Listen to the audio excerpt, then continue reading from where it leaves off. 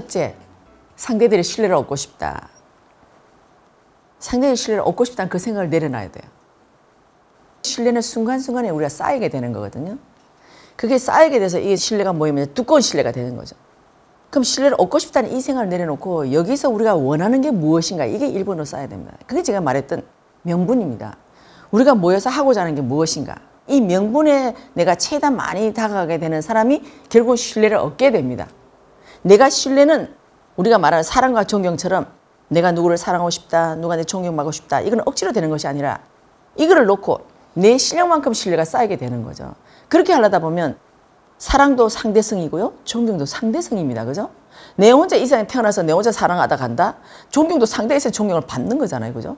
그것으로 마찬가지로 신뢰도 항상 상대가 나한테 신뢰를 평가해 주는 거지, 내가 저 사람의 신뢰를 받고 싶다, 이거는 내가 희망사항이 될 수 없다는 거예요. 그래서 신뢰를 받는 이 과정을 놓으라는 거죠. 나는 우리가 오늘 만나서 이 팀 내 활동을 하는 것은 무엇을 하려고 할 것인가 라는 부분을 하다 보면, 자, 이 팀 내 모였다는 것은 뭔가 부족한 부분이 있기 때문에 모이는 겁니다. 이걸 모여서 연구를 하면서 더 나은 나로 만들기 위해서, 더 나은 우리를 만들기 위해서, 이렇게 더 나은 우리가 되다 보면 거기에 쌓여 있는 것이 신뢰입니다. 그게 쌓여 있는 것이 융합입니다. 이게 다 돼야 되는 부분이라서 내가 갖고 있던 어떤 시선도, 내가 이 분야에 있는 여러분 시선도요, 내가 늘 하이 클래스로 내가 시선을 갖고 있다 할지라도 내가 하이 클래스 갖게 되면 내 기준치는 자동으로 낮춰지는 거거든요. 이것은 또 상대적이라는 거죠, 이 기준치가. 그래서 저도 정말 옛날에 아주 못된 기준치를 갖고 있었어요. 그 기준치가 뭐냐, 저는 제가 세상을 살아가는, 저는 세상의 평균으로 봤다니까요. 저는 제가 갖고 있는 기준치가 특별한 기준치가 아니고, 저는 제가 갖고 있는 기준치가 평균이라 생각한 거예요. 그래서 내가 알고 있는 건 남들이 알아야 돼요. 내가 알고 있는 남들이 모르면, 예, 그걸 왜 모르지? 아니 이거 학교에 다 배웠잖아. 그걸 왜 몰라?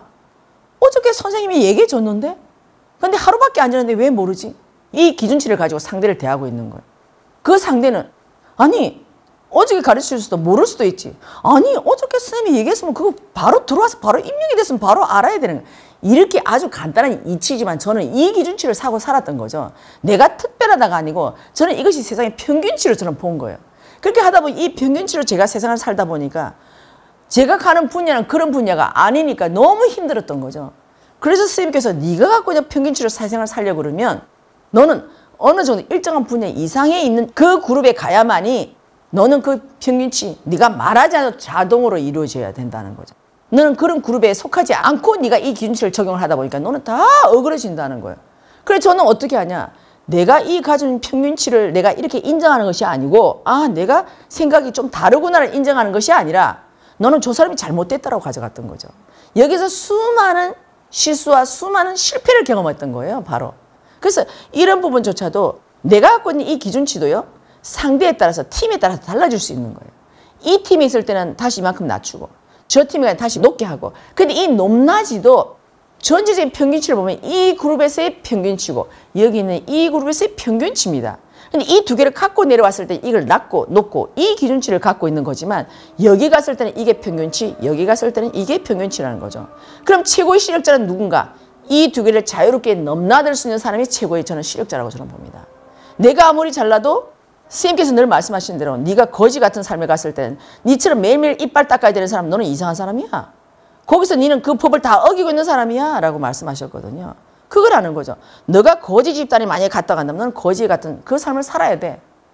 그랬을 때 너는 특별한 놈이 아니고 너는 거기서 묻혀서 같이 살 수 있지만, 너가 거기서 약간의 까탈스러워하는 순간 너는 거지 집단에서 너는 쫓겨나야 돼 라고 하셨거든요. 저는 처음에 선생님 저희들을 만났을 때 했던 말씀이에요. 너무너무 충격적이었어요. 제가. 아, 내가 갖고 있는 이 시각이 요만했었구나. 제가 처음으로 인지를 하게 됐어요. 저는 세상에 내가 갖고 있는 시각이 나는 평균치라 했거든요. 저는 잘났다는 게 아니고 이게 평균이었어요.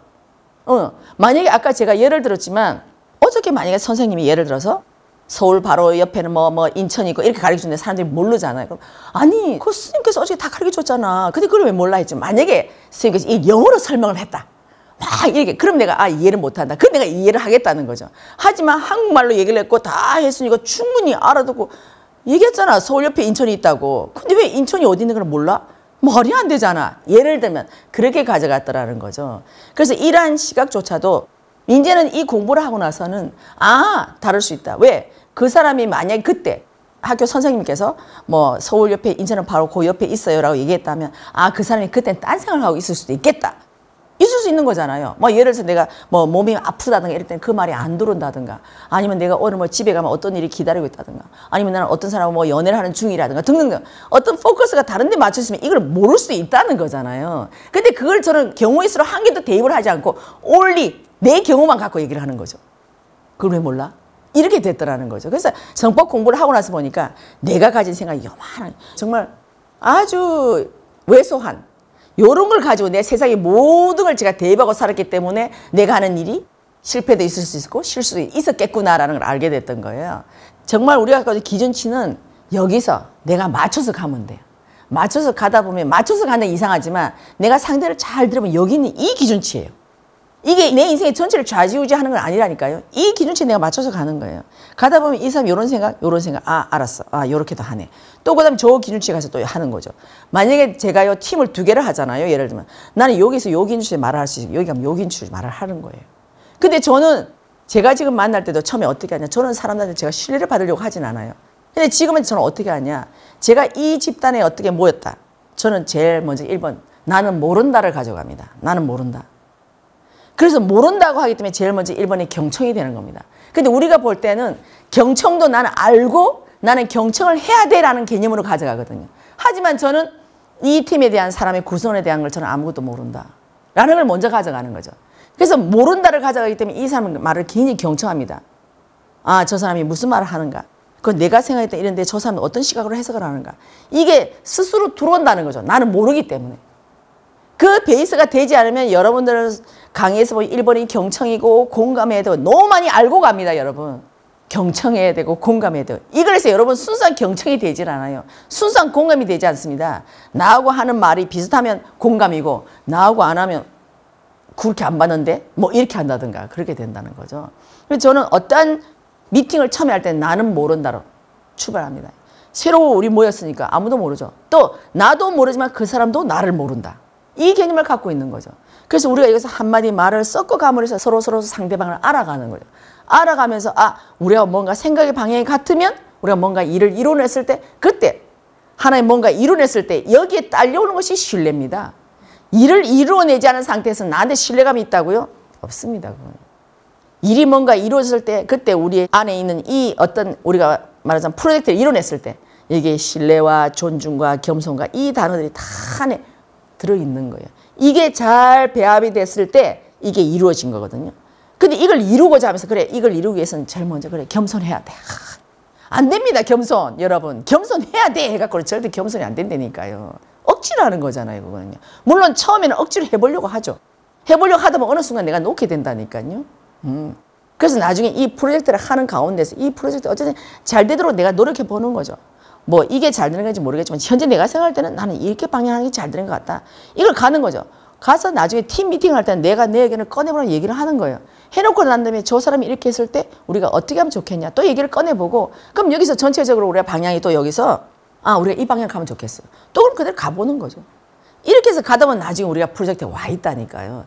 그러면 그 속에서도 제가 제 생각이 좀 더 나을 수도 있잖아요. 그럼 그때 회원들이 아 이 방향 갔어야 되는데 라고 본인들 여기서 바로 잡는다는 거죠. 예, 그렇게 했을 때 나의 존재도 다시 한번 생각하게 되는 거고 물론 그때서 내가 또 그래 결국 내 말이 맞잖아 이렇게 하는 게 아니고 그 상대들이 내 의견을 받아들여줬다면 감사하지만 또 하나 내 의견을 받아준 만큼 나는 거기에 대한 책임감이 또 있습니다. 그런데 우리는 책임감을 느끼는 게 아니고 봐라 결국 내 말이 맞지? 이렇게 한다는 거죠. 아니요. 당신 말에 우리가 따라주는 순간에 당신은 그만큼 책임감을 가지고 그 일을 완수해내야 되는 거예요. 그래서 우리가 이런 것들이 다 동시에 존재하기 때문에 이게 돼야만이 이 사람이 균형 감각을 이룰 수 있거든요. 근데 우리는 이게 좋기만 하고 내가 해야 될 이 의무는 안 하기 때문에 여기서 붕 뜨거나 사람들은 나 저렇게 하라고 한 건 아닌데 라는 이게 엇박자가 일어난다는 거예요. 내가 이만큼 뜰 때는 내가 그만큼의 책임감도 같이 함께 가져간다는 이 개념을 가져가면 사람들이 이렇게 함부로 날뛰지 않는다는 거죠. 그래서 이게 우리가 바라보는 천칭, 저울, 이 균형의 자리가 되겠죠. 저는 이렇게 될 때 그 사람이 굉장히 균형 감각이 있는 사람이고 남들 앞에 존중받을 수 있는 그런 사람이 되지 않을까라고 생각을 해서 우리가 먼저 신뢰를 쌓을 수 있고 한다는 거는 내가 신뢰를 놓을 때 아, 나는 이 프로젝트 처음이고 내가 생각 이러니까 우리가 같이 생각을 꺼내보고 같이 했으면 좋겠어요 라고 이거 말을 꺼내주는 거죠. 그렇게 해서 여기서 또 맞춰서 가다 보면 내가 모른다는 개념에 출발했기 때문에 저한테는 많은 정보를 줍니다. 그럼 내가 많이 흡수하게 됩니다. 왜? 내가 모르니까.